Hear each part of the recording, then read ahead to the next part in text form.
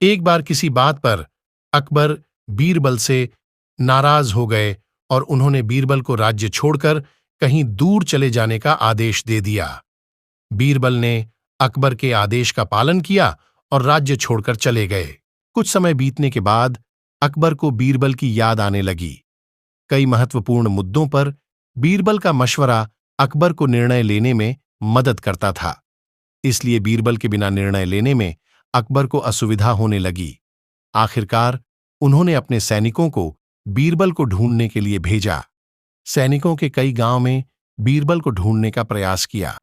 कई जगहों पर पूछताछ करने के बाद भी बीरबल का पता ठिकाना नहीं मिल सका और अकबर के पास सैनिक बैरंग लौट आए।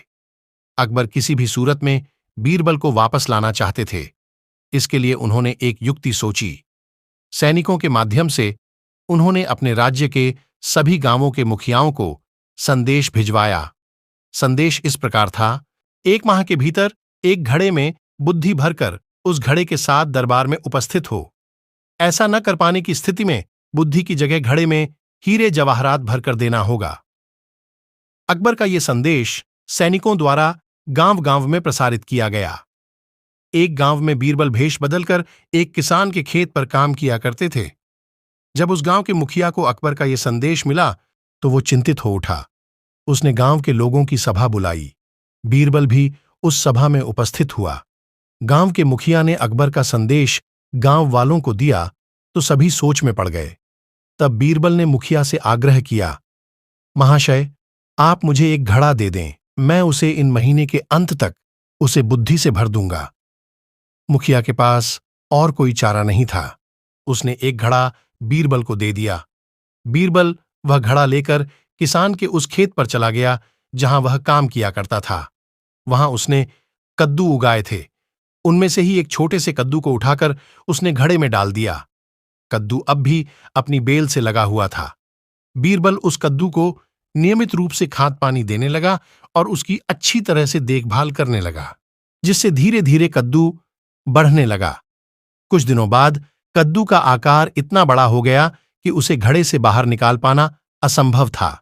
कुछ और दिन बीतने के बाद जब कद्दू का आकार घड़े के आकार जितना बड़ा हो गया, तब बीरबल ने उसे उसकी बेल से काटकर अलग किया। घड़े का मुंह कपड़े से ढकने के बाद वह गांव के मुखिया के पास पहुंचा और वह घड़ा उसे देते हुए बोला, यह घड़ा बादशाह अकबर को दे देना और उनसे कहना कि इसमें बुद्धि भरी हुई है। उसे बिना काटे और इस घड़े को बिना फोड़े उसे निकाल लीजिए।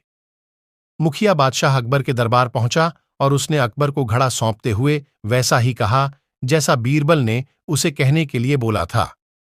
अकबर ने जब घड़े के ऊपर से कपड़ा हटाया और उसमें झांक कर देखा तो उसमें उन्हें कद्दू दिखाई दिया। वे समझ गए कि इतनी दूर की सोच सिर्फ बीरबल की ही हो सकती है। पूछने पर मुखिया ने बताया कि यह उसके गांव के एक किसान के खेत में काम करने वाले व्यक्ति ने किया है। अकबर जान चुके थे कि वो व्यक्ति और कोई नहीं बल्कि बीरबल है।